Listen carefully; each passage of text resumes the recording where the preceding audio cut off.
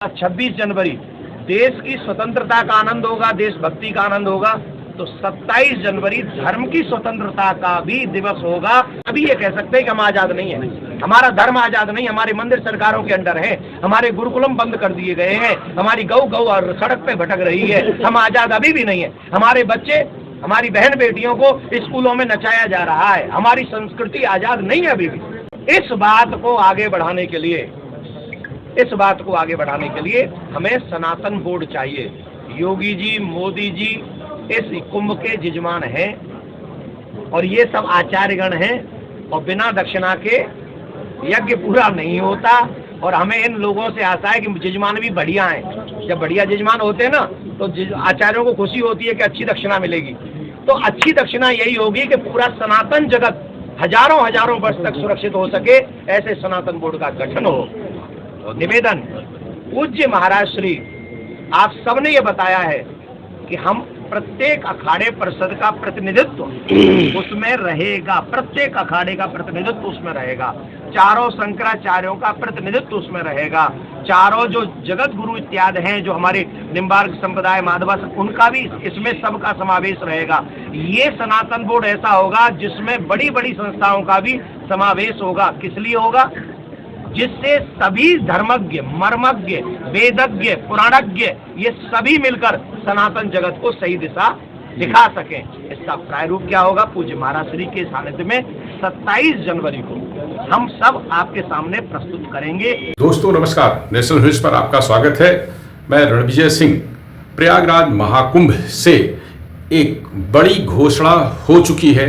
वह घोषणा सनातन बोर्ड की मांग को लेकर है। अखिल भारतीय अखाड़ा परिषद के अध्यक्ष की अगुवाई में निरंजनी अखाड़े में जुटे साधु संतों की एक टीम ने यह ऐलान किया है कि 27 जनवरी को सेक्टर नंबर 17 में एक धर्म संसद का आयोजन किया जाएगा। इस धर्म संसद में सीधे तौर पर सनातन बोर्ड की मांग रखी जाएगी। साधु संतों ने इस बात का ऐलान किया, इस बात की मांग रखी कि प्रधानमंत्री नरेंद्र मोदी और उत्तर प्रदेश के मुख्यमंत्री योगी आदित्यनाथ जैसे बड़े यजमान से उन्हें सिर्फ 2 मांगे चाहिए। पहली, वक्फ बोर्ड को समाप्त किया जाए और सनातन बोर्ड को लागू किया जाए। साधु संतों ने क्या कहा, यह सुनाने के पहले आपको संक्षेप में यह जरूर बता देना चाहते हैं कि यह वही प्रयागराज का कुंभ है। इसी धरती से 2013 में विश्व हिंदू परिषद के मुखिया अशोक सिंघल की अगुवाई में साधु संतों की धर्म संसद में इस बात की मांग उठी थी कि नरेंद्र मोदी को भारत का प्रधानमंत्री बनना चाहिए। फैसला बाद में भारतीय जनता पार्टी के संसदीय बोर्ड ने किया, लेकिन पहली मांग यही प्रयागराज के कुंभ से 2013 में उठी थी। और अब 2025 के महाकुंभ से यह आवाज निकली है कि भारत में सनातन धर्म की रक्षा, मठ मंदिरों की रक्षा के लिए सनातन बोर्ड का गठन किया जाए। सरकारी नियंत्रण से मठ मंदिरों को यह सनातन बोर्ड मुक्त कराएगा। तो साधु संतों ने क्या कहा, यह आप आगे सुन लीजिए और यह भी तय मान लीजिए कि आने वाले दिनों में साधु संतों की इस ऐलान का बड़ा असर होने की पूरी संभावना है। सनातन बोर्ड के लिए आज जो ये प्रेस कॉन्फ्रेंस आयोजित की गई है, अखिल भारतीय अखाड़ा परिषद के राष्ट्रीय अध्यक्ष परम श्रद्धेय रविंद्रपुरी जी की अध्यक्षता में आयोजित की गई। और ये जितने कार्यक्रम होंगे, ये होंगे भी रविंद्रपुरी जी महाराज की अध्यक्षता में। हमको देश के यशस्वी प्रधानमंत्री माननीय नरेंद्र मोदी जी, उत्तर प्रदेश के यशस्वी मुख्यमंत्री योगी आदित्यनाथ जी से 2 दक्षिणा चाहिए। सनातन बोर्ड हमको मिले, लेकिन वक्फ बोर्ड खत्म हो। जब तक वक्फ बोर्ड खत्म नहीं होगा, तब तक समस्या बनी रहेगी। ये बहुत मैं गहरी बात कहने जा रहा हूँ, क्योंकि हमारे साथ आपको मैं निवेदन करना चाहता हूँ, हमसे भूमि ली, हमारे मंदिर तोड़े, बहुत कुछ हुआ, तब इस देश में किसी को तकलीफ नहीं हुई। किसी के पेट में दर्द नहीं हुआ। और आज जब हम सनातन की बात करते हैं तो लोगों के पेट में दर्द होता है, उनको मिर्ची लगने लगती है। हमें 2 दक्षिणा चाहिए। आप कभी रामचरितमानस को देखना, भगवान शंकर ने प्रभु श्री राम से कहा था, जब भगवान बोले आपको दक्षिणा देनी है, बोले मैं दक्षिणा अभी नहीं लूंगा, जब आपका राज्याभिषेक होगा तब मैं 1 दक्षिणा नहीं 2 दक्षिणा लूंगा। हम कुंभ के बाद 2 दक्षिणा चाहते हैं, वक्फ बोर्ड खत्म हो और सनातन बोर्ड सनातनियों को मिले।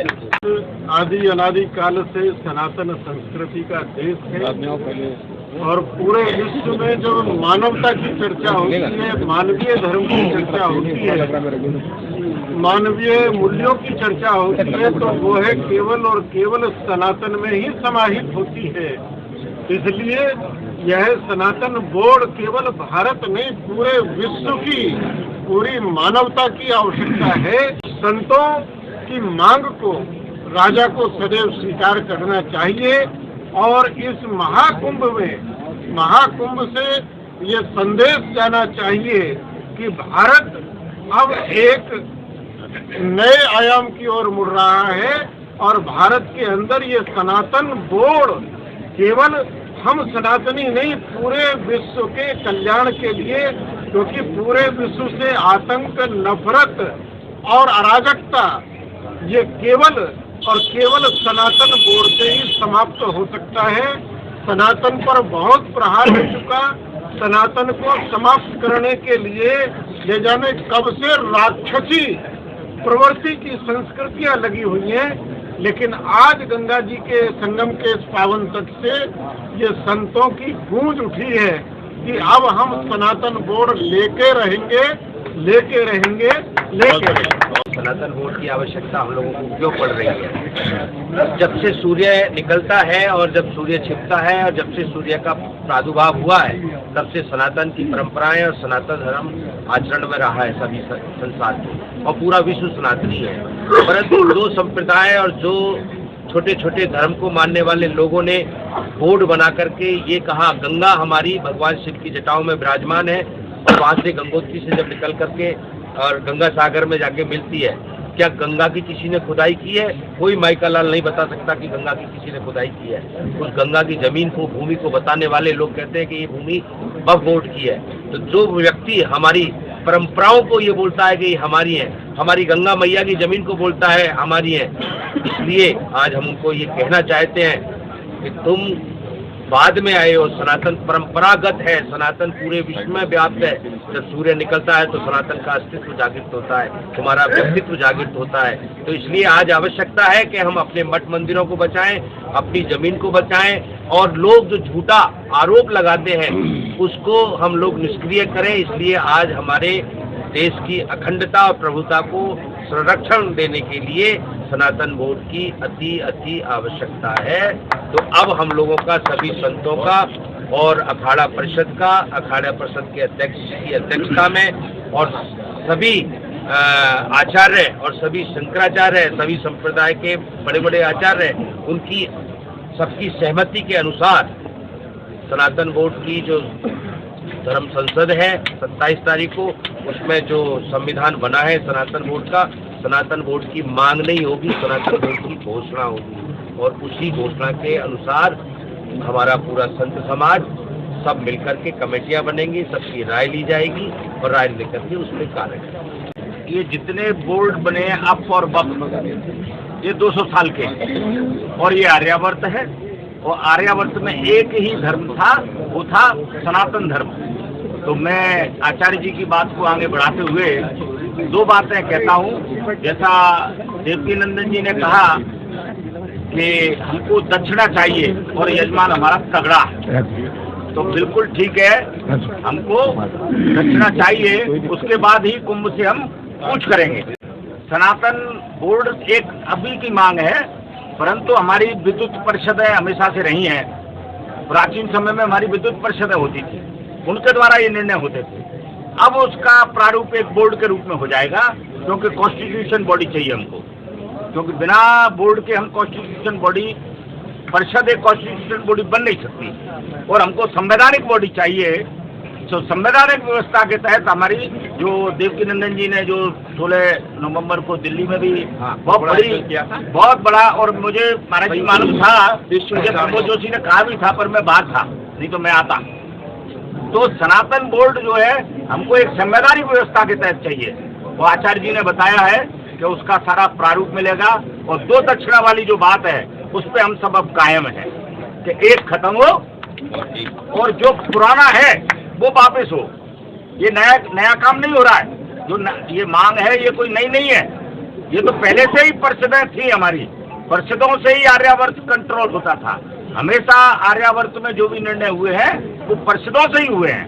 तो अब परिषद का प्रारूप बोर्ड में हो जाएगा। समस्त अखाड़ों ने और जितने भी हमारे पंथ संप्रदाय हैं उन सबके प्रतिनिधि आज यहाँ उपस्थित होने वाले थे, लेकिन वो सब 27 को धर्म संसद में उपस्थित रहेंगे, और उन सब ने अपनी सहमति व्यक्त करी है और कहा है कि हम सबकी तरफ से सारे अखाड़े, सब पंथ संप्रदायों में अखाड़ा परिषद के जो हमारे माननीय अध्यक्ष रविंद्रपुरी जी हैं, वो केवल एक अखाड़ा या इसकी तरफ से नहीं, वो हम सब की तरफ से आज आपको संबोधित करेंगे।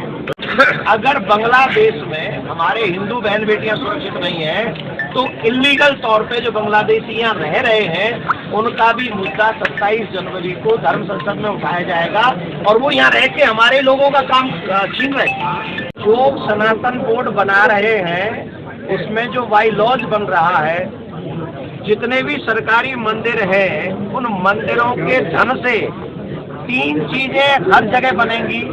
एक गौशाला, एक गुरुकुलम भी कैसा मॉडर्न नहीं, गुरुकुलम बनेगा, और वो ऐसा होगा जो आज के समय में भी काम आएगा और हमारे संस्कारों को भी उनको देगा। तीसरा हॉस्पिटल, ये बाय लॉज उसमें लिखा गया है।